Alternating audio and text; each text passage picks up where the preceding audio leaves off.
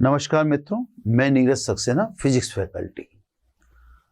बच्चों, बुक के तो अपन ने परमाणु के सभी न्यूमेरिकल कर लिए हैं, लेकिन बुक के न्यूमेरिकल से सेटिस्फेक्शन इसलिए नहीं है क्योंकि सभी कंसेप्ट उसमें कवर नहीं हो रहे, है ना। सभी कंसेप्ट कवर हों ऐसे न्यूमेरिकल को हमें करना चाहिए, क्योंकि कई चीजें क्या होता है जब थ्योरी पढ़ाते होते हैं उस समय बोलने में नहीं आती, न्यूमेरिकल समझाते होते हैं तो उनकी जरूरत पड़ती है, उसको समझाया भी जाता है। तो कहने का मतलब जो हमने बुक के न्यूमेरिकल कंप्लीट किए उससे परे अब हमें कुछ न्यूमेरिकल करने पड़ेंगे। तो मैं आपको छोटे छोटे एक्स्ट्रा न्यूमेरिकल कंपटीशन वाले भी और आपके एकेडमिक में काम आने वाले भी छोटे छोटे न्यूमेरिकल कराता हूँ। इस लेक्चर को आज छोटे छोटे न्यूमेरिकल से ही भरेंगे या पूरा करेंगे, है ना। उसमें अपने एक फायदा होता है, न्यूमेरिकल छोटे होते हैं तो आप भी बोर नहीं होते, है ना। कैलकुलेशन भी लंबी नहीं जाती, और मेरे को ऐसा लगता है कि कई बातें छोटे छोटे कंसेप्ट से जल्दी समझ में आती है ना। एक बड़ा विस्तार या बड़ा क्वेश्चन लो, उससे समझने के बजाय एक छोटे क्वेश्चन के जरिए बात अच्छे से समझ में आती है। तो अब सब मैं छोटे छोटे क्वेश्चन के क्रम में क्वेश्चन लेता हूं, है ना। क्वेश्चन ये सबसे पहला नंबर लगाने का तो कोई मतलब ही नहीं, क्योंकि ये तो आपको क्वेश्चन मुझसे सुनने ही पड़ेंगे। पहला क्वेश्चन है, हाइड्रोजन परमाणु का आयनन विभव 13.6 वोल्ट है। अब आयनन विभव 13.6 वोल्ट है ना, तो V आयनाइजेशन 13.6 वोल्ट, इसका मतलब आयनन ऊर्जा 13.6 इलेक्ट्रॉन वोल्ट, यानी इलेक्ट्रॉन की ऊर्जा अगर अपन देखें तो इलेक्ट्रॉन की ऊर्जा कितनी है, -13.6 इलेक्ट्रॉन। ये तो इलेक्ट्रॉन को निकालने के लिए आवश्यक ऊर्जा है, तो इलेक्ट्रॉन की ऊर्जा कितनी रही, -13.6 इलेक्ट्रॉन वोल्ट। यानी इलेक्ट्रॉन कौन से ऑर्बिट में है, हाइड्रोजन के पहले ऑर्बिट में है। अब ये कहता है क्वेश्चन, अच्छे क्वेश्चन है, आराम से करेंगे ना।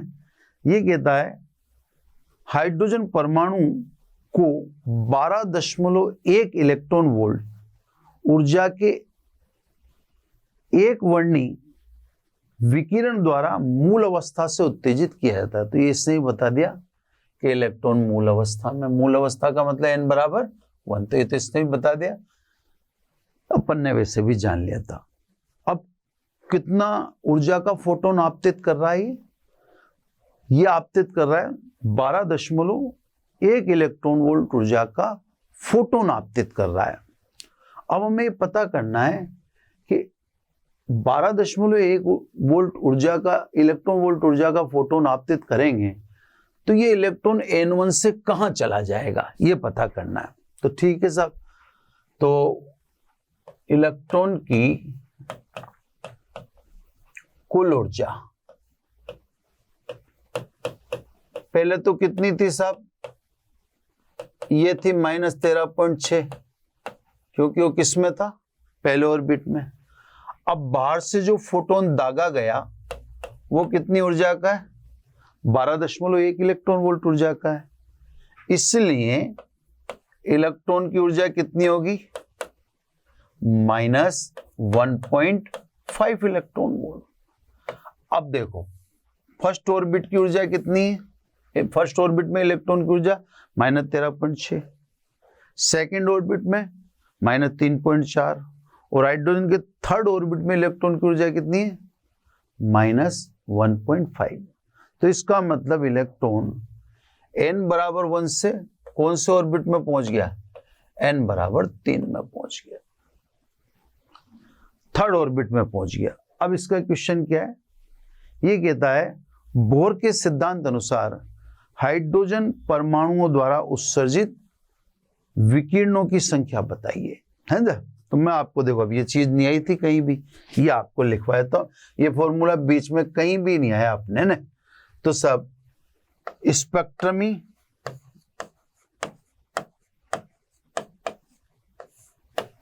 रेखाओं की संख्या, है ना, स्पेक्ट्रमी रेखाओं की संख्या। ये फॉर्मूला साहब बीच में आया नहीं था, इसलिए हम यहां लिख रहा हूं n(n-1/2). कौन से ऑर्बिट में पहुंच गया इलेक्ट्रॉन? n बराबर 3 में, तो कितनी स्पेक्ट्रमी रेखा उत्सर्जित होंगी? n(3) 3-1/2 यानी 6/2। तो उत्सर्जित स्पेक्ट्रमी रेखाओं की संख्या कितनी हुई? 3 स्पेक्ट्रमी रेखाएं उत्सर्जित होंगी, क्योंकि इलेक्ट्रॉन फर्स्ट ऑर्बिट से किस में शिफ्ट हो जाएगा? थर्ड ऑर्बिट में। चलो सब, अब नेक्स्ट क्वेश्चन है ना। क्वेश्चन नंबर बताने से तो कोई मतलब ही नहीं आपको, है ना। अब जो क्वेश्चन है उसमें इसने एनर्जी लेवल बता रखे हैं, ये सबसे कम, ये फिर उससे ज्यादा, और ये सबसे ज्यादा। इसको ए बोल रहे हैं, इसको बी, इसको सी। इसकी एनर्जी बोल दी ई ए, इसकी एनर्जी बोल दी ई बी, और इसकी एनर्जी बोल दी ई सी, है ना साहब। ये हमें दिख ही रहा है कि साहब ई सी सबसे ज्यादा है और सबसे कम ई ए है ना साहब। तो ये ऑर्डर इसने भी दे रखा है कि सबसे ज्यादा ई है। अब इसने इलेक्ट्रॉन के संक्रमण से उत्सर्जित तरंग की तरंग दैर्घ्य बता रखी। अब ये कैसे कैसे बताता है?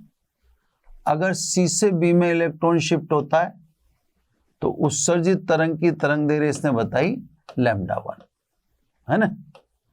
इलेक्ट्रॉन का संक्रमण सी से बी हो तो, बी से ए इलेक्ट्रॉन का अगर संक्रमण हो तो उत्सर्जित तरंग की तरंग दैर्घ्य बताता है ये λ2, और सी से ए में इलेक्ट्रॉन का संक्रमण हो तो उत्सर्जित तरंग की तरंग दैर्घ्य बताता है ये λ3।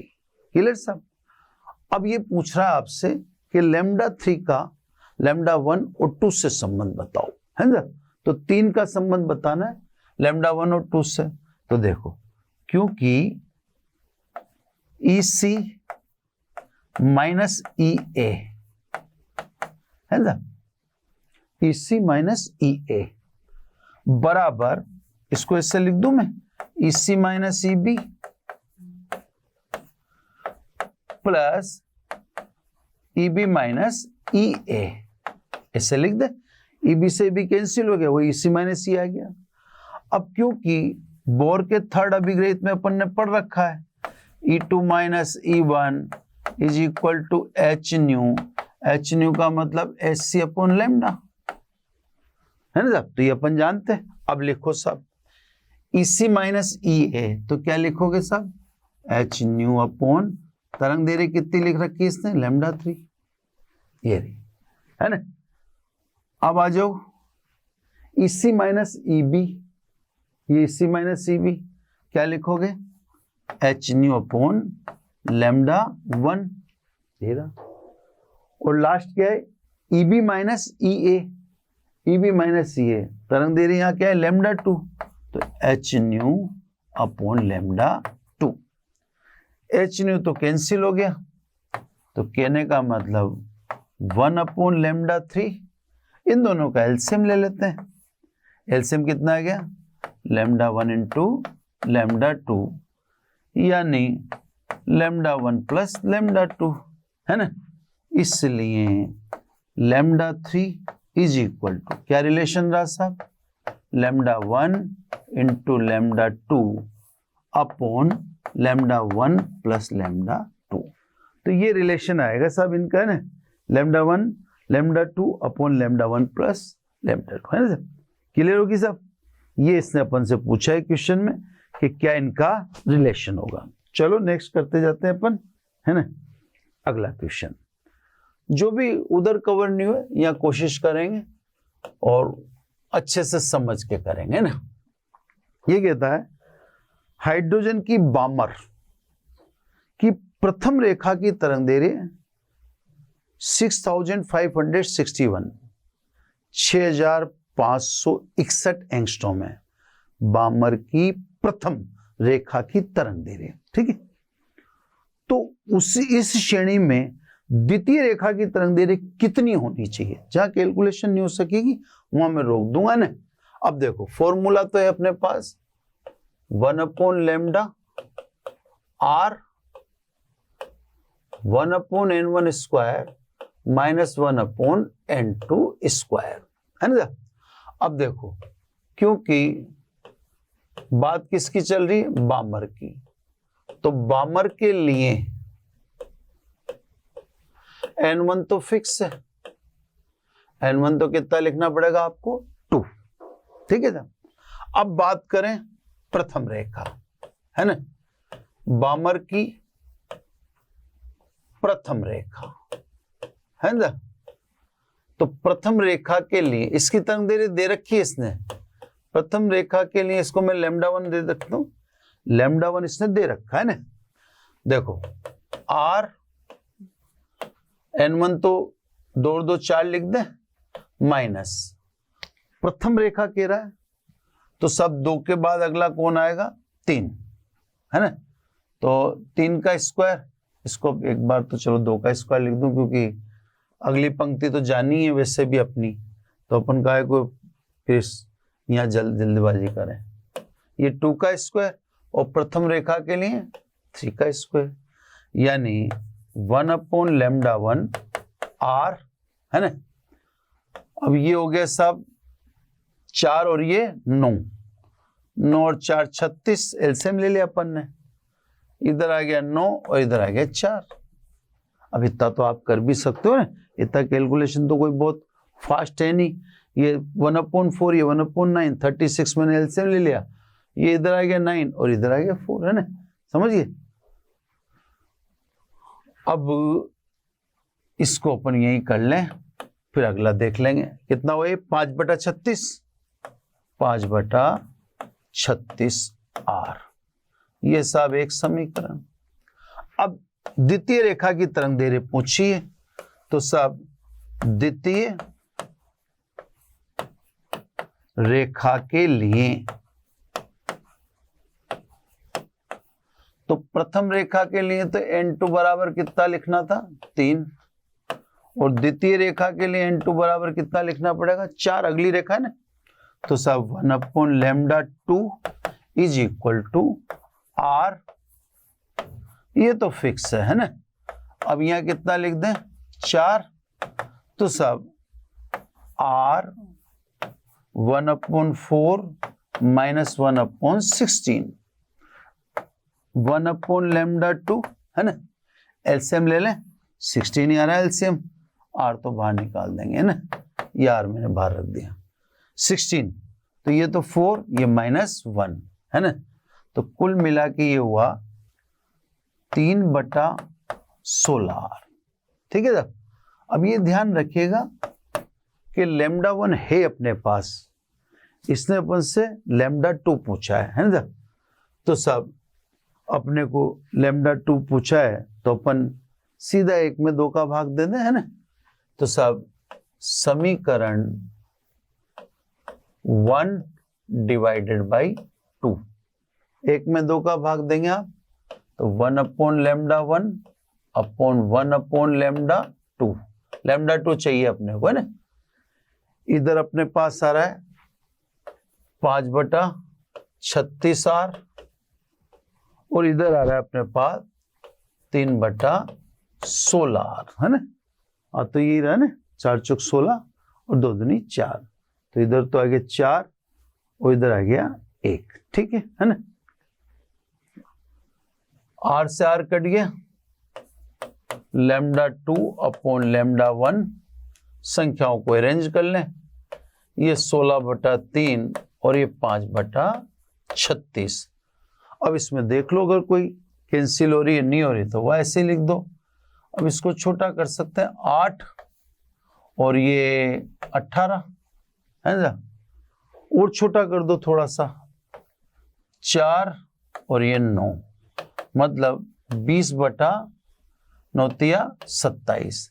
तो λ2 20/27 और लैम्डा 1 इसने अपने को दे रखा था, एक मिनट, लैम्डा 1 इसने दे रखा था 6561, 6561 एंगस्ट्रॉम में। जब आप इसको कैलकुलेट करोगे तो आंसर आपका देखा कितना आता है, मैं कैलकुलेट करके आपको दिखा देता हूं, है ना। ये देखो 20 डिवाइडेड बाई 27, है ना। इसको मल्टीप्लाई कर दें अपन 6561 से, तो यार 4860। इसके आंसर में ये आना चाहिए 4860, यही आ रहा सब, राइट आंसर है 4860 एंगस्ट्रॉम। तो सब इससे क्वेश्चन, अब ये थोड़ा सा अलग था, नया निकल गया, है ना, तो ये तो चलता रहेगा। अब आ जाओ सब नेक्स्ट क्वेश्चन। नेक्स्ट क्वेश्चन निकालता हूं मैं, एक मिनट, है ना। इजी भी है, ऐसी बात नहीं है कि तभी कठिन है। नेक्स्ट क्वेश्चन है, हाइड्रोजन परमाणु में एक इलेक्ट्रॉन का n बराबर 4 से n बराबर 2 में संक्रमण होता है। यही लिख देता हूं ना क्वेश्चन, n बराबर 4 से n बराबर 2 में संक्रमण होता है। ठीक है, अपन बात को सोचते भी जाएंगे कि कुछ अलग तो नहीं कहना चाह रहा है ना। n बराबर 4 से n बराबर 2 में संक्रमण होता है, उत्सर्जित विकिरण की तरंग संख्या बताओ। फिर तो बिल्कुल सिंपल है, 1/λ बताना, इसी को कहते हैं तरंग संख्या। 4 से 2 में बामर ही है ना, तो निम्न तो 2 और उच्च 4, है ना। तो ये तो मेरा ख्याल अभी अपन ने किया ही है, ये रहा कर रखा है ना, तो बस वही लिख दो डायरेक्ट, 1/λ इज इक्वल टू, ये कितना है अपने पास 3/16R।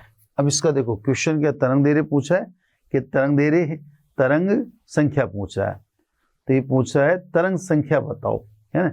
3/16R है, तरंग संख्या पूछा है, तरंग दैर्घ्य पूछता तो इसको उलट कर देते, अपन उल्टा कर देते है ना। चलो सब ऐसे छोटे बड़े सब न्यूमेरिकल इसमें शामिल किए गए। अगला क्वेश्चन है,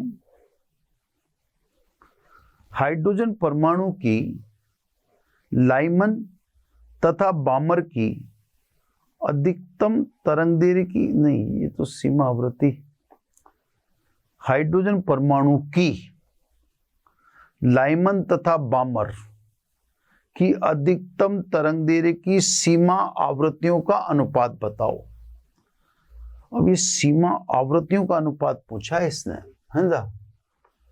क्वेश्चन, तरंग दैर्घ्य से आवृत्ति निकालेंगे, देखो इससे निकालें 1/λ, है ना, is equal to R 1/n1 square minus 1/n2 square, है ना। अब देखो अपन तो तरंग दैर्घ्य का अनुपात निकाल लेते हैं, है ना। तरंग दैर्घ्य का अनुपात निकालते हैं, उसका उल्टा कर देंगे, यानी पहले 1/λ1 और λ2। अभी कह रहा है हाइड्रोजन परमाणु की लाइमन तथा बामर की अधिकतम तरंग दैर्घ्य। अब अधिकतम तरंग दैर्घ्य के लिए अपने को देखो लाइमन की अधिकतम तरंग दैर्घ्य ना, तो सब लाइमन की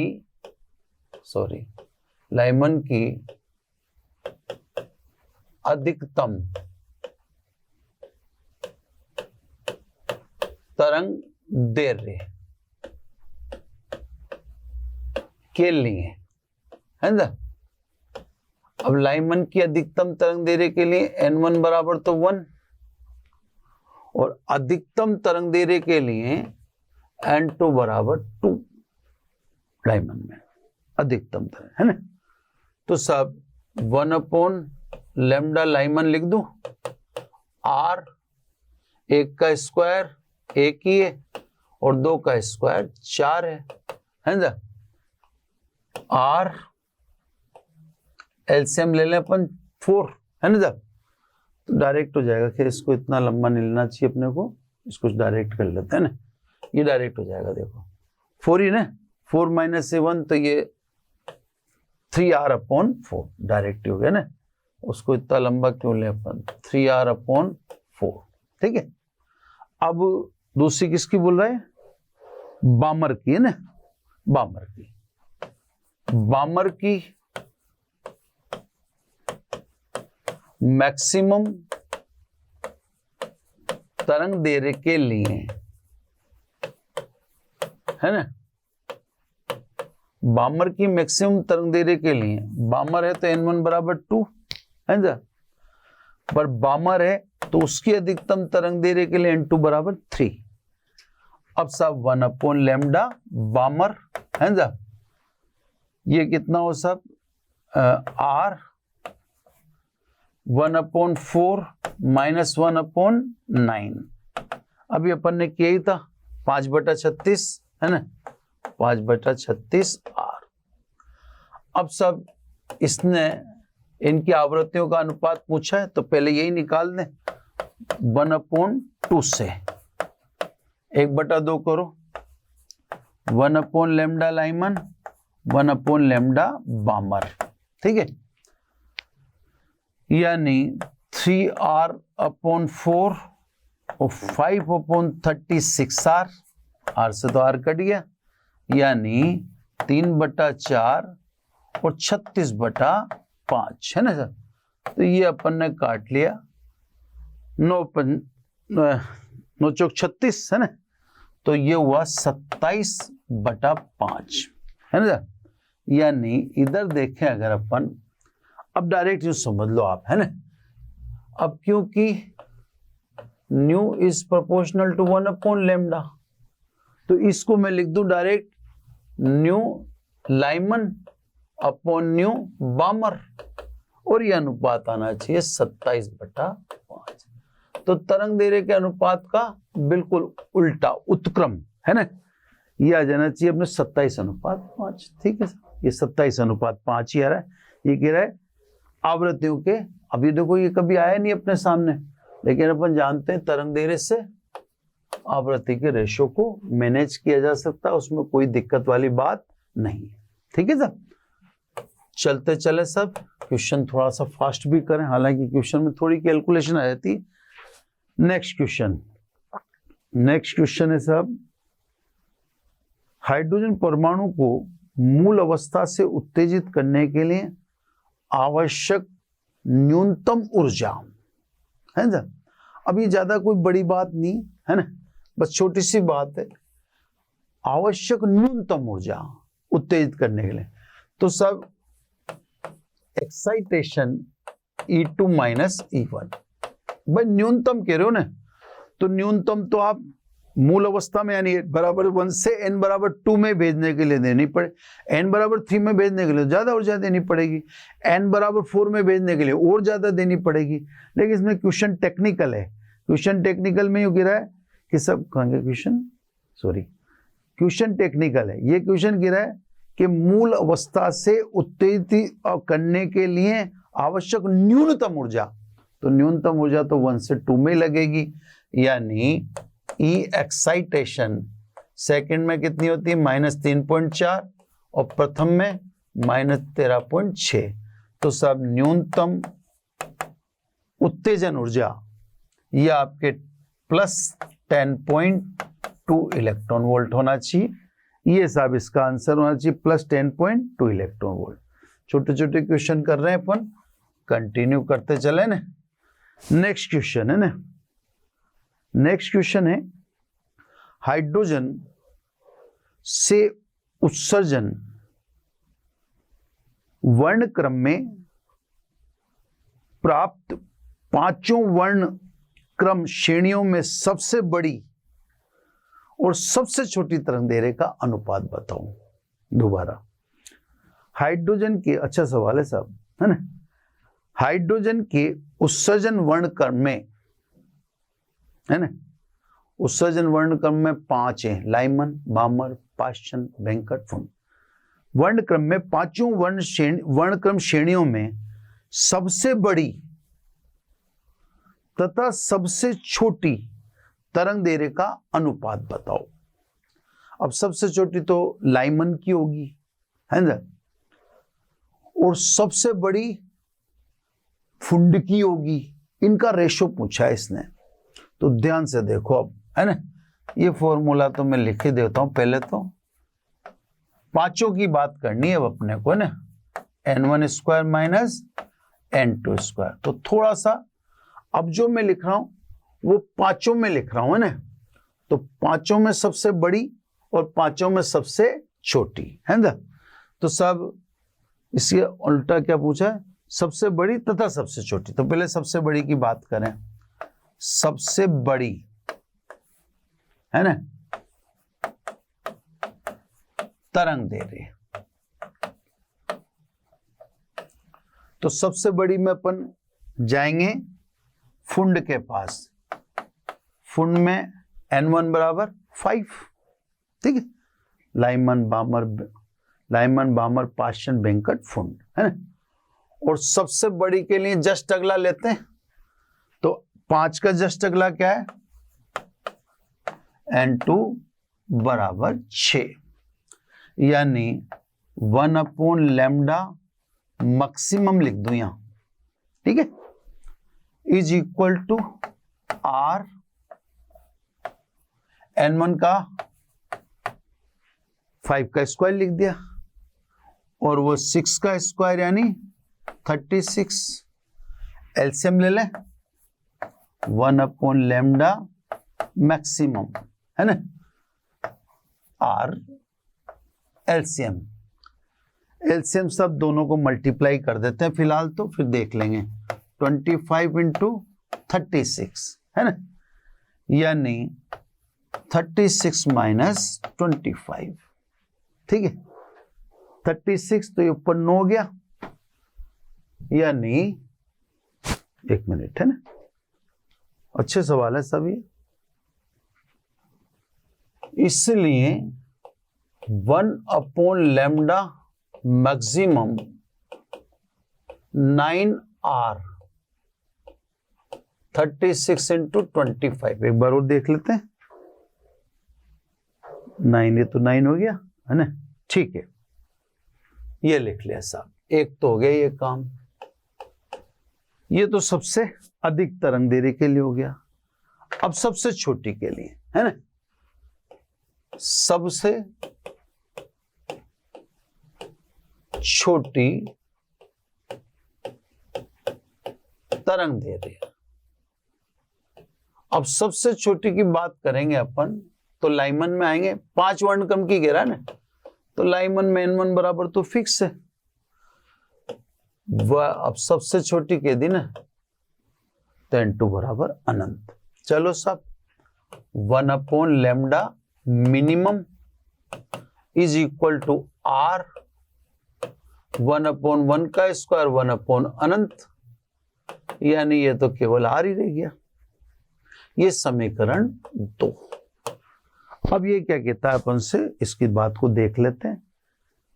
सबसे बड़ी और सबसे छोटी का अनुपात, तो फिर 2 में 1 का भाग दें ना, तो 2 डिवाइडेड बाई 1 से 1/λ मिनिमम, और उसका भाग दे रहे 1/λ मैक्सिमम। ये तो हुआ r, और वो हुआ आपके पास 9r। ये ऊपर चला जाएगा, 36 इंटू 25, r से r कट गया, यानी lambda maximum upon lambda minimum. अब इसको अपन मल्टीप्लाई कर लें। 25 को 6 से मल्टीप्लाई किया, 150, 0 15, 25 और 3 75, 75 और 15 80, तो ये 800 बनता है ना, अपॉन 9। 800 बटा 9 इसका आंसर होना चाहिए, है ना। 800 बटा 9, 900 बटा 11 देखा एक मिनट, अच्छा 9 से आएगा, हाँ ठीक है, ये 900 ही होगा। 75 और 15 90 होता है ना, तो ये 900 अपॉन 11 कह रहा है ये, अपने 11 कैसे नहीं आ रहा भाई, एक मिनट, इसका आंसर 900/11, एक मिनट देखते हैं कहाँ मिस्टेक हुई है, 900/11, 36 4 5 9, एक मिनट कहाँ मिस्टेक हो रही है, 25 36, क्लियर, ये आ गया अपना एलसीएम 36 - 25, तो 6 और 5 11 ही आएगा सर, इन दोनों का डिफरेंस 11 आएगा, है ना, ये 9 की जगह 11 आएगा, थोड़ा सा ये 9 की जगह 11 आएगा, बाकी तो यहाँ भी 11 कर देते हैं, यहाँ भी, है ना, तो थोड़ी सी कैलकुलेशन को आप देख लिया कीजिए, 11 और यहाँ भी 11 और यहाँ भी, ठीक है सर, थोड़ा सा कैलकुलेशन मिस्टेक हो गया इसलिए तो पकड़ाई में आ गया, खैर है ना, लेकिन अब कहीं और भी जगह हो जाए तो आप उसको मैनेज कर लिया कीजिए। नेक्स्ट क्वेश्चन है ना, ये 900/11 कंफर्म हो गया। अब नेक्स्ट क्वेश्चन लेते हैं, सब जल्दी जल्दी कर लें ताकि मैक्सिमम। हाइड्रोजन परमाणु के बोहर मॉडल में माना कि पोटेंशियल एनर्जी यानी स्थिति ऊर्जा को वह चाहिए कह रहा है पीई को स्थिति ऊर्जा व टीई को कुल ऊर्जा द्वारा दर्शाते हैं तो उच्च ऊर्जा स्तर में जाने के लिए, चलो थ्योरेटिकल क्वेश्चन है, मैं बस थोड़ा सा यही था कि समझ नहीं पा रहा था क्या कह रहा है ना, बाकी अब ये सिंपल हो गया। ये कह रहा है हाइड्रोजन परमाणु के बोहर मॉडल में, अच्छा सवाल है, थ्योरेटिकल है इसलिए, बोहर मॉडल में स्थिति ऊर्जा को तो ये कह रहा है पीई और कुल ऊर्जा को कह रहा है ये टीई। अब इससे कोई मतलब नहीं है, आप तो स्थिति ऊर्जा और कुल ऊर्जा ही जानो। अब ये कह रहा है जैसे जैसे हम उच्च ऊर्जा स्तर में जाते हैं ऊपर की तरफ, अब देखो ऊपर की तरफ जब हम जाते हैं तो देखो कुल ऊर्जा अपन जानते हैं En = -13.6 electron volt upon n square, है ना, ये तो कुल ऊर्जा होती है। और अगर अपन देखें स्थिति ऊर्जा, वह स्थिति ऊर्जा देखें तो स्थिति ऊर्जा कुल ऊर्जा की कितनी होती है, दोगुनी होती है ना। अब जैसे जैसे n बढ़ेगा, n बढ़ता है तो E बढ़ता है और E बढ़ता है तो पोटेंशियल एनर्जी बढ़ती है। तो सीधी सीधी बात है, ये पूछा जैसे जैसे ऊपर जाएंगे, है ना, यानी n इंक्रीज होगा, हम जानते हैं n इंक्रीज होगा तो En इंक्रीज होगा और En इंक्रीज होगा तो Un इंक्रीज होगा। तो मेरा जवाब तो ये है कि उच्च ऊर्जा स्तर में जाते हैं तो स्थिति ऊर्जा भी बढ़ती है और कुल ऊर्जा भी बढ़ती है। ये भी आपसे 4 ऑप्शन दे रहा है कि भाई स्थिति ऊर्जा घटती है कुल ऊर्जा बढ़ती है, नहीं ऐसा नहीं होता। उल्टा कह रहा है स्थिति ऊर्जा घटती है कुल ऊर्जा भी घटती है, नहीं ऐसा भी नहीं होता। अब उल्टा कह दिया स्थिति ऊर्जा बढ़ती है स्थिति ऊर्जा बढ़ती है कुल ऊर्जा घटती है, नहीं ऐसा भी नहीं होता। स्थितिज और गति स्थितिज और कुल ऊर्जा दोनों बढ़ती है, यस दोनों बढ़ती है। चलो थ्योरेटिकल क्वेश्चन था, है ना, बीच बीच में इससे मैंने ले रखे हैं क्वेश्चन ताकि क्या है आपको। अब देखो ये भी थ्योरेटिकल क्वेश्चन है। स्वयं के सिद्धांत को समझाने के लिए बोहर ने अपनाया, ऑप्शन दे रखे इसने, रेखीय संवेग का संरक्षण, नहीं, रेखीय संवेग संरक्षण की बोहर ने कोई बात की नहीं। दूसरा कह रहे हैं क्वांटम आवृत्ति का संरक्षण, क्वांटम आवृत्ति की भी कोई ऐसी बात बोहर में हमने नहीं पढ़ी, है ना। तीसरा ये कह रहा है ऊर्जा का संरक्षण, नहीं। चौथा ये कह रहा है कोणीय संवेग का संरक्षण, बिल्कुल सही।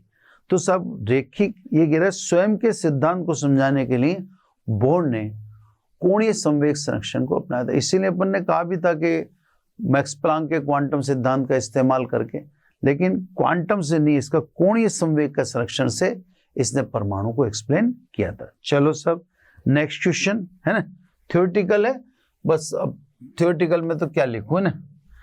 नेक्स्ट क्वेश्चन है सब,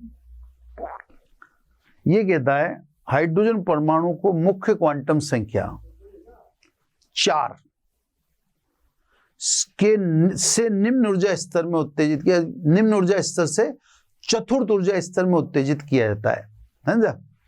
मतलब n बराबर 1 से इसको ले आया आप n बराबर 4 में है ना। ये कहता है उत्तेजित है तो प्राप्त स्पेक्ट्रमी रेखाओं की संख्या, तो मैंने बता ही दिया था आज पहले क्वेश्चन में, उत्सर्जित स्पेक्ट्रमी रेखाओं की संख्या का फॉर्मूला n-1 है ना। n का मान 4 रख दो साहब, कितनी रेखा उत्सर्जित होंगी, तो 4 -1 बटा 2 है ना, तो ये 3 चौक 12, 12 का आधा 6 रेखा उत्सर्जित होंगी। ये तो सिंपल हो गया सब डायरेक्ट अपने है ना। नेक्स्ट क्वेश्चन छोटा होगा तो यही हो जाएगा, नहीं तो आगे डाल लेंगे उससे है ना, स्पेस देख लेंगे। नेक्स्ट क्वेश्चन में कह रहा है क्वेश्चन नंबर, हाइड्रोजन परमाणु जब n बराबर 4 ऊर्जा स्तर से n बराबर 2 में संक्रमण करता है तो नीला प्रकाश उत्सर्जित होता है। n बराबर 4 से n बराबर 2 में है ना संक्रमण करता है तो नीला प्रकाश उत्सर्जित होता है, ठीक है, 4 से 2 में, ठीक। यदि n बराबर 5 से n बराबर 2 स्तर में संक्रमण करे तो कौन सा रंग उत्सर्जित होगा। ये सब बहुत टेक्निकल और चालाकी भरा सवाल है। देखो मैं आपको इसका तरीका बताऊं, थोड़ा जगह इधर ही निकाल लेता हूं, मैं आपको समझाता हूं ये क्या चालाकी कर रहा है सवाल है ना। देखो सर, अपन जानते हैं रंगों का क्रम बेनी, आह, पिनाला है ना। सबसे कम तरंग दैर्घ्य बैंगनी की 3800 एंगस्ट्रॉम और सबसे अधिक तरंग दैर्घ्य लाल की 7800 एंगस्ट्रॉम। अभी कह रहा है n बराबर 4 से 2 में बामर की बात कर रहा है ना। अब देखो n बराबर 4 से 2 में आ रहा है ना मूल ऊर्जा स्तर में। चलो तो 1/λ r 2 का स्क्वायर और 4 का स्क्वायर, इसको 1 लिख दूं। अब इसको कौन सा रंग बोल रहा है, ये नीला, ठीक है साहब। अब ये कह रहा है कि अगर 5 से 2 स्तर में आएगा 1/λ2 है ना r, अभी कह रहा है 2 स्तर में आएगा 5 से है ना, तो कौन सा रंग। अब देखो इसका जवाब टेक्निकल है, 2 मिनट में आपको इसका जवाब मिल जाएगा और जवाब इससे नहीं मिलेगा, इसके दिए गए आंसर से मिलेगा। मैं आपको समझाता हूं है ना। अगर आपको सबसे छोटी तरंग दैर्घ्य लेनी है तो आप लो n2 अनंत, ठीक है। और अगर आपको सबसे बड़ी तरंग दैर्घ्य लेनी है अधिकतम तो n1 के अगले वाला लो है ना। अब आगे जाओगे तो तरंग दैर्घ्य घटती जाएगी। तो देखो अब इस सवाल में यही टेक्निक है, ये तरंग दैर्घ्य सबसे बड़ी है इस समय है ना, यानी इन दोनों में कंपैरिजन करें तो ऊपर वाली तरंग दैर्घ्य बड़ी है। अब पीछे जा रहे हैं अपन, ये जैसे n बराबर 4 के बाद 5, तो अब तरंग दैर्घ्य छोटी आएगी, तो ये नीला रहा है ना। तो अब कौन सा रंग आना चाहिए नीले से पहले, बैंगनी। अब इसने जो ऑप्शन दिए उसमें देखो आप, इसने ऑप्शन में दिए हैं लाल, पीला, हरा, बैंगनी। देखो इससे नीला रंग है ना, तो लैम्डा 2 तो देखो मैं उधर ही बता देता हूं, वही हो जाएगा। कैलकुलेशन करके ना, कैलकुलेशन करके आप कर लेना, क्योंकि लैम्डा 2 लेस देन लैम्डा 1। अब आप कैलकुलेट करोगे तो लैम्डा 2 का मान लैम्डा 1 से कम आएगा, इसलिए कौन सा रंग होगा? बैंगनी, है ना? क्योंकि अगर लैम्डा 1 बड़ा है और बड़ा है तो उसका नीला रंग है, अब उससे छोटा, तो उससे छोटा कौन होगा? बैंगनी होगा। तो ये सवाल टेक्निकल सवाल था, इस सवाल का भी एक मतलब अच्छा मकसद था, है ना? चलो सब नेक्स्ट क्वेश्चन। हाइड्रोजन परमाणु में स्पेक्ट्रमी रेखाओं की संख्या होती है। ये सवाल बड़ा टेक्निकल है, हालांकि मैंने आपको बता रखा है। ये कह रहा है हाइड्रोजन परमाणु में स्पेक्ट्रमी रेखाओं की संख्या होती है, तो वह हाइड्रोजन परमाणु में स्पेक्ट्रमी रेखाओं की संख्या तो देखो, है ना, क्योंकि n is equal to n-1/2। अब n बराबर कितना रख सकते हो आप? अनंत। उच्च ऊर्जा स्तर तो ही होता है, इसलिए स्पेक्ट्रमी रेखाओं की संख्या भी कितनी हो सकती है? अनंत। भाई अभी तक तो अपने को 4 बोलता है, अपन 4 रखते हैं, 5 बोलता है 5 रहता है, इसने तो कह दिया अधिकतम कितनी हो सकती है? हाइड्रोजन परमाणु में स्पेक्ट्रमी रेखाओं की संख्या हो सकती है, तो सब फिर अपन ने अधिकतम बताया। अधिकतम के लिए n बराबर क्या रख दोगे आप? अनंत। और वैसे मैंने आपको कहा अपन देखते ही, ये देखो जैसे अपन किसी में भी ले रहे हैं, है ना, यहाँ पे देखो आप इसको ही देखो, ये जो आप लेते हो ये n2 का मान 1 से अनंत तक होता है, तो 1 भाई अपन 1 तो फिक्स कर देते हैं, ये n1 तो फिक्स हो जाता है, लेकिन n2 का मान तो 2, जैसे लाइमन है तो 2, 3, 4, 5 कहाँ तक? अनंत तक। इसका मतलब लाइमन में अनंत रेखा होती है। ऐसे ही बामर में बात करें तो बामर में n1 बराबर तो हम 2 लिख देते हैं, फिर n2 का मान 3, 4, 5 अप टू अनंत। तो वैसे ही पता पड़ रहा है अपने को कि लाइमन, बामर, पाषाण, वेंकटफुंड सभी में कितनी रेखाएं? अनंत रेखाएं। और नहीं तो स्पेक्ट्रमी रेखाओं की संख्या से डायरेक्ट निकाल लो, है ना सर? नेक्स्ट क्वेश्चन, छोटे छोटे क्वेश्चन है ना। हाइड्रोजन परमाणु की 9वीं कक्षा में परिक्रमण करने वाले इलेक्ट्रॉन का कोणीय वेग अनुक्रमानुपाती होगा, है ना? कोणीय वेग पूछा है सब, ओमेगा, ठीक है। तो ओमेगा किसके अनुक्रमानुपाती होगा ये पूछा है, तो ओमेगा बराबर 2π/T।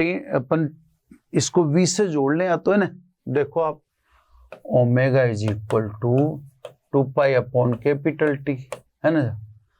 अब क्योंकि t बराबर दूरी बटा वेग, यूं कर ले, है ना। तो सब इसलिए ओमेगा इज इक्वल टू 2π, है ना, दूरी एक मिनट, वेग बराबर दूरी बटा, ठीक है, दूरी बटा वेग, यही हुआ, यानी ओमेगा बराबर v/r।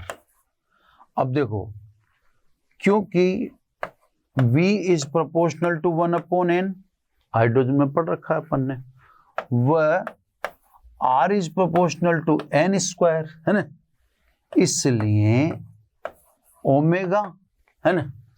अब ओमेगा डायरेक्ट देख लो, v तो n का है और ये n है, तो omega is proportional to 1/n³, ये हो जाना चाहिए डायरेक्ट, है ना। समझ में आ गई बात? भाई v is proportional to 1/n, तो v का n नीचे जाएगा, ये n² है, तो 1 ओमेगा बराबर 1/n³, है ना। तो ये आपका क्वेश्चन होना चाहिए, इसका आंसर 1/n³ है, ठीक है। चलो अच्छा क्वेश्चन है, ठीक। नेक्स्ट क्वेश्चन, है निम्न में से कौन सी घटना परमाणु में इलेक्ट्रॉन ऊर्जा स्तरों की उपस्थिति को दर्शाती है। कौन सी घटना से आपको ऐसा लगता है कि परमाणु में इलेक्ट्रॉन ऊर्जा स्तर उपस्थित हैं? रेडियोएक्टिवता से ऐसा लगता है? नहीं। समस्थानिकों से ऐसा लगता है? नहीं। स्पेक्ट्रमी रेखाओं से ऐसा लगता है? यस। अनंत स्पेक्ट्रमी रेखाएं हैं, है ना? तो अनंत स्पेक्ट्रमी रेखाएं तभी हो सकती हैं, जैसे मैंने अभी आपको बताया कि लाइमन के लिए आप n1 बराबर 1 रख देते हो, अब n2 बराबर 2 भी रख सकते हो, 3 भी रख सकते हो, 4 भी, तभी तो अनंत रेखा है। तो कितने स्तर हो गए, है ना? तो सब स्तरों की जानकारी हमें स्पेक्ट्रमी रेखाओं से मिलती है। ठीक है साहब, छोटे छोटे क्वेश्चन है, ये भी अपन लेते जा रहे हैं, थ्योरेटिकल जो भी पॉसिबल हो। ये क्वेश्चन आया नहीं था, ये सामने अभी आ जाएगा ना। ये क्वेश्चन था, यदि 90 डिग्री कोण पर प्रकीर्णित कण 56 है, 90 डिग्री कोण पर प्रकीर्णित कण 56 है, N1 लिख दो इसको, तो 60 डिग्री कोण पर 60 डिग्री कोण पर प्रकीर्णित कणों की संख्या बताओ। तो ये सब मैंने आपको बाय द वे बताना भूल गया था, ये हालांकि बता भी देता तो कौन सा फायदा होता है ना? तो सब कोण और प्रकीर्णित कणों के बीच संबंध ये था, n is proportional to 1 upon sin 4 theta by 2, ये था संबंध, है ना, जो मैं आपको बताना भूल गया था। इसलिए n2 upon n1 is equal to, उल्टा कर देंगे, sine theta 1 upon 2 and sine theta 2 upon 2 की होल पावर 4।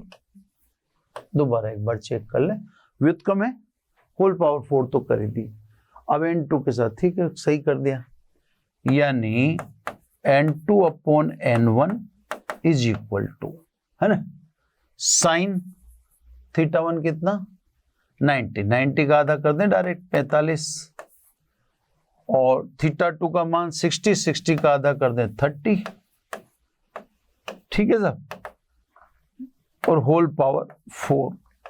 अब देखो ये तो 1/√2 और साइन 30 हुआ 1/2, इसकी होल पावर 4, यानी n2 अपॉन n1 दे रखा अपने को, है ना, इसको ओपन करेंगे तो √2 की पावर 4 हो जाएगी, √2 की पावर 4, है ना, √2 की पावर 4 का मतलब 2 × 2, ये 4 हो गया, ठीक है। अतः n2 is equal to 4 into n1 का मान 56 है, तो 6 चौक 24, है ना, 2 20 और 2 22, ये आना चाहिए सब, एक मिनट, पार्टिकल की संख्या आनी चाहिए 224, है ना, एक मिनट, पार्टिकल की संख्या 224, है ना।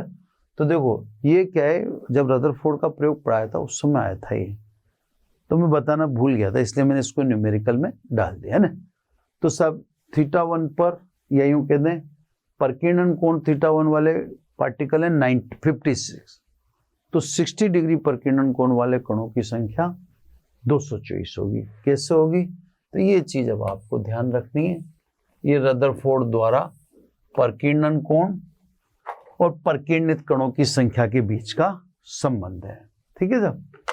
नेक्स्ट लेते हैं, है ना, मैं कोशिश कर रहा हूं सब मैक्सिमम कवर करने की, लेकिन फिर भी अब देखो पूरे हो पाएंगे नहीं हो।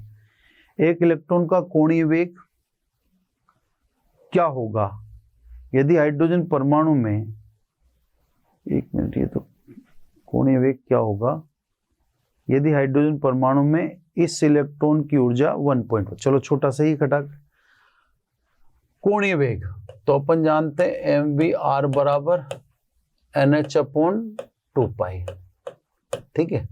अब ये कह रहा है कि ऊर्जा -1.51 इलेक्ट्रॉन वोल्ट है, तो बताओ कोणीय। अब ऊर्जा कितनी है? 1.51 इलेक्ट्रॉन वोल्ट। 1.51 इलेक्ट्रॉन वोल्ट ऊर्जा कौन से ऑर्बिट की होती है? तीसरे ऑर्बिट की होती है। छोटे से समझा देता हूं सब।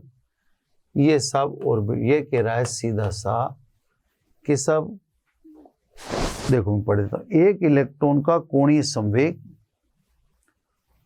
क्या होगा यदि हाइड्रोजन परमाणु में इलेक्ट्रॉन की ऊर्जा 1.51 इलेक्ट्रॉन वोल्ट हो। तो ऊर्जा 1.51 इलेक्ट्रॉन वोल्ट है, तो इसका कौन से ऑर्बिट में होते हैं? तीसरे में। अब तीसरे ऑर्बिट में कोणीय संवेग बता दो।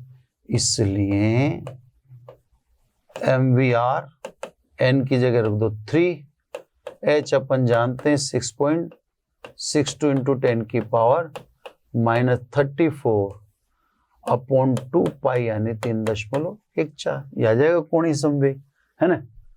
चलो ठीक है ना। इससे छोटे छोटे क्वेश्चन है। नेक्स्ट क्वेश्चन क्या पूछा है साहब? जल्दी कर ले तो ज्यादा अच्छा रहे, है ना। ये तो अपन बता चुके हैं, है ना, लाइमन श्रेणी और वो तरंग का अनुपात, तो इसको तो छोड़ देते हैं। नेक्स्ट है हाइड्रोजन परमाणु के बोहर मॉडल में n=2 तथा n=1 कक्षाओं में एक इलेक्ट्रॉन के परिक्रमण कालों का अनुपात बताओ, है ना। परिक्रमण काल का मतलब कैपिटल T, तो T बराबर 2πr/v, है ना। ये अपन ने भी, मैं ऐसे करता हूँ ना, अपन ने भी निकाला ही है ना जस्ट, तो अपन T को किसकी फॉर्म में लिख दें? ओमेगा की फॉर्म में लिख दें, है ना। अभी देखो ऐसे कर लेते हैं। अभी अपन ने जस्ट किया था, है ना, तो जस्ट किया था, मैं उसको ही दिखा देता हूँ और उसी से आपको 2 मिनट में सवाल हो भी जाएगा।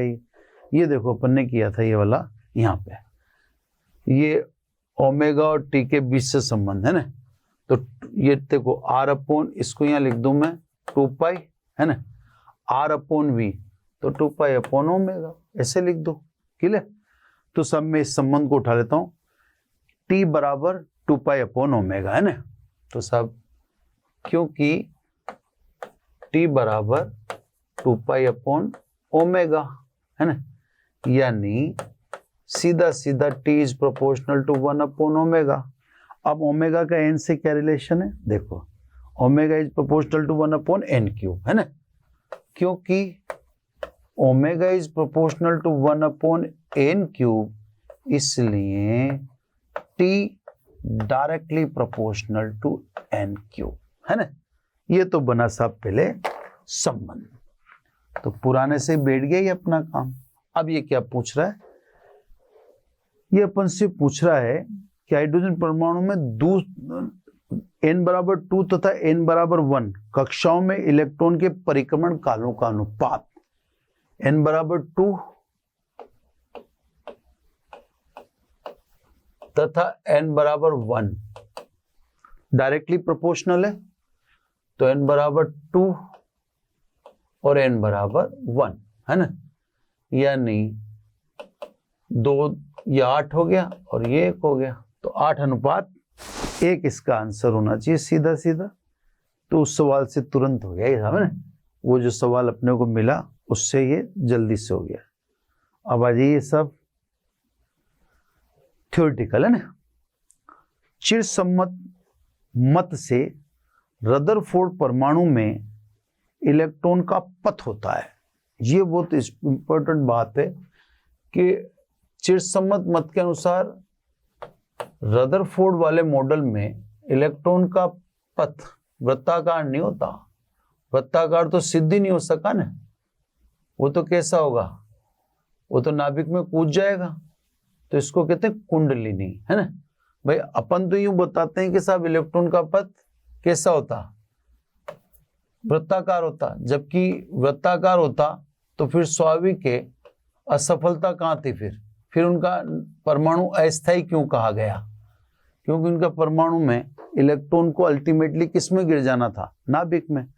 तो ये बहुत अच्छा क्वेश्चन है कि चिरसम्मत मत के अनुसार रदरफोर्ड परमाणु में इलेक्ट्रॉन का पथ है, तो चिरसम्मत मत तो वृत्ताकार मान ही रहा था। रदरफोर्ड ने वृत्ताकार कहा था, पर चिरसम्मत मत ने तो कहा था कि सभी संभव ऊर्जाओं में जब इलेक्ट्रॉन गति कर रहे हैं तो गति त्वरित गति है, और तरंग सिद्धांत के अनुसार गति त्वरित है तो विकिरण ऊर्जा का उत्सर्जन होगा। विकिरण ऊर्जा का उत्सर्जन तो होगा तो इलेक्ट्रॉन के वृत्ताकार पथ की त्रिज्या में कमी आएगी और अंतत्वगत्वा इलेक्ट्रॉन वृत्ताकार पथ के केंद्र यानी नाभिक में गिर जाएगा, है ना। नेक्स्ट अब ये हो गया आपका, है ना। अब नेक्स्ट भी सिंपल है, छोटे छोटे और सिंपल से सवाल। इसमें सब ये नाभिक है ना। नाभिक में ये अल्फा पार्टिकल के यूं दिखा रखे सीन, है ना, और एक ऐसे दिखा रखा है। इनमें इसको ए लिख रहे हैं, इसको बी लिखा जा रहा है, इसको सी, इसको डी। ये नाभिक है ना, इसका ध्यान रखना। ये नाभिक, कौन सा पाथ सही नहीं है? ए सही है, प्रतिकर्षित हो रहा है, बी भी सही है, प्रतिकर्षित हो रहा है, सी भी सही है, प्रतिकर्षित हो रहा है, डी सही नहीं है, ये आकर्षित हो रहा है, तो ये गलत है। ये सही है, प्रतिकर्षण हो रहा है, नाभिक से अल्फा कण है सारे के सारे, तो सब अल्फा कण है, तो +2 इलेक्ट्रॉन के बराबर आवेश है, तो ये प्रतिकर्षित होंगे, ये होंगे, ये भी होगा, तो ये तो प्रतिकर्षित हो रहे हैं, लेकिन ये आकर्षित हो रहा है जो संभव नहीं है, तो ये पथ गलत है ना सर। छोटा सा और अच्छा सवाल, है ना। नेक्स्ट क्वेश्चन है, ये देखते हैं। देखो सब, ये भी अपन ने यूं कहता है, लिथियम ++ हीलियम प्लस हाइड्रोजन में 2 से 1 यानी n = 2 से n = 1 संक्रमण के लिए तरंग दैर्ध्य का अनुपात बताइए। 2 से 1 में संक्रमण, तो सब ये ध्यान रखना, और तो कुछ बात नहीं। अगर अपन केवल हाइड्रोजन की बात कर रहे हैं तो केवल हाइड्रोजन के लिए तो हम ठीक है यही लिखते हैं, लेकिन अदर देन हाइड्रोजन की बात कर रहे हैं तो अदर देन हाइड्रोजन में तो फिर आ जाएगा Z। अब इस सवाल में, है ना, N1 व N2 तो नियत कर दिया इसने, सभी के लिए बोल दिया ना कि 2 से 1 बोल दिया सभी के लिए। तो ये हीलियम लिथियम प्लस के लिए भी वही बोल रहा है, हीलियम के लिए बोल रहा है, और हाइड्रोजन के लिए 2 से 1 में संक्रमण, तो N1 N2 तो फिक्स हो गए। तो सब इसलिए क्या पूछा है अपने से, ये तरंग दैर्ध्य का अनुपात, इसलिए lambda is proportional to 1/z², है ना। अब अगर उसी क्रम में पूछ रहा है तो सब आता है लिथियम, है ना, ये इसको लिथियम बोल दो, है ना, इज, फिर हीलियम, हीलियम को ये लिख दो, और फिर हाइड्रोजन, है ना, फिर हाइड्रोजन। अब देखो सब, लिथियम में परमाणु क्रमांक 3 है ना, तो ये 3 3 9, इसमें 2 है परमाणु क्रमांक, तो 2 दूनी 4, और हाइड्रोजन में तो 1 ही है। एलसीएम ले लो, एलसीएम 36 ले लिया, 36 से मल्टीप्लाई करो, है ना, 36 से मल्टीप्लाई करो तो 1/9 × 36, तो 9 चौक 36, 36 × 4 ये 36/4, है ना, तो ये कितने हुए, ये 9 और ये 36, तो अनुपात ये आना चाहिए इसका। कौन सा क्वेश्चन है, 1 मिनट, 133, इसका 4936, 4936, ठीक है ना। तो ये सवाल में थोड़ी सी टेक्निकली है, ज्यादा नहीं है ना। देख लेता हूँ, छोटा होगा तो ठीक है, नहीं तो फिर एंड करेंगे, क्वेश्चन बहुत ज्यादा हो जाएंगे ना, फिर थ्योरेटिकल होगा तो ठीक है। हाइड्रोजन परमाणु की प्रथम उत्तेजित अवस्था एवं मूल अवस्था में इलेक्ट्रॉन की कक्षाओं के क्षेत्रफल का अनुपात बताओ। अब ये क्षेत्रफल का अनुपात है ना। अब क्षेत्रफल का अनुपात ऐसे समझ लो आप, A1 अपॉन A2, या यूं त्रिज्या से समझ लेता हूँ, समझा देता हूँ मैं 2 मिनट में, ताकि आपको तुरंत पता पड़ जाएगा, है ना। इससे समझो, एरिया इज इक्वल टू, वृत्ताकार कक्षा है तो पाई आर स्क्वायर, यानी इसलिए A is proportional to R square. अब क्योंकि R is proportional to n square, इसलिए A is proportional to n की पावर 4 स्क्वायर। समझ में आ गई बात, है ना। तो सब अब ये क्या पूछ रहा है क्वेश्चन, मैं 2 मिनट में इसका आंसर तो देता हूं। अब तो ये क्वेश्चन पूछ रहा है कि प्रथम उत्तेजित अवस्था एवं मूल अवस्था, मूल अवस्था का मतलब 1, प्रथम उत्तेजित अवस्था n बराबर 2 व n बराबर 1 में क्षेत्रफल का अनुपात, तो A1 अपॉन A2। अब ये इस हिसाब से जो पूछा है, तो ये 2 दूनी 4 दूनी 8, 16 अनुपात 1 आना चाहिए। ये इसका आंसर होना चाहिए 16:1, है ना साहब। क्या बोलता है ये, 1 मिनट, इसने 2:1 कैसे बोला। प्रथम उत्तेजित अवस्था, प्रथम उत्तेजित अवस्था का मतलब n बराबर 2, प्रथम उत्तेजित अवस्था का मतलब n बराबर 2 होना चाहिए। 2 दूनी 4 दूनी 8 दूनी 16, ठीक है। एवं मूल अवस्था में इलेक्ट्रॉन की कक्षाओं के क्षेत्रफलों का अनुपात होना चाहिए। तो क्या गड़बड़ हो रही है भाई, A is proportional to pi R square, यानी A proportional to R square. अब क्योंकि R is proportional to n square, तो A is proportional to n की पावर 4, बिल्कुल सही चल रहा है ना। अब प्रथम उत्तेजित, एक बार और करेक्शन करके देख लेता हूँ, फिर फाइनल कर दूंगा मैं, तो ज्यादा पसना नहीं है मुझे ना। क्लियर, देखो ये कह रहा है, वैसे मैं जमाता हूँ, ये कह रहा है हाइड्रोजन परमाणु की प्रथम उत्तेजित अवस्था, तो सब हाइड्रोजन में प्रथम उत्तेजित अवस्था, तो प्रथम उत्तेजित अवस्था का मतलब n बराबर 2 होता है ना। और दूसरा क्या कह रहा है, हाइड्रोजन में एवं मूल अवस्था में, हाइड्रोजन में मूल अवस्था, मूल अवस्था में, तो मूल अवस्था का मतलब n बराबर 1 है ना, में कक्षाओं के क्षेत्रफल का अनुपात, यानी ऊपर तो प्रथम उत्तेजित अवस्था में और ये मूल अवस्था में। अब ये डायरेक्ट दिख ही रहा है, is proportional to R square, R is proportional to n square, ठीक है, बिल्कुल सही है। तो ये हो गया 2/1 की पावर 4, यानी 16/, यही हो रहा है सब। फिर देखना है ना जैसे, तो सब ये इसको यही एंड कर देते हैं, है ना। फिर अब नेक्स्ट चैप्टर चालू करेंगे कल से। Thank you very much. आशा करता हूं हमारे टॉप एजुकेटर का यह लेक्चर आपको पसंद आया होगा। अगर पसंद आया है तो वीडियो को लाइक करिए, चैनल को सब्सक्राइब करिए और शेयर भी करिए, क्योंकि ज्ञान बांटने से बढ़ता है और सही बताऊं तो पुण्य भी मिलता है। मुझे सुनने के लिए बहुत बहुत धन्यवाद। Thank you.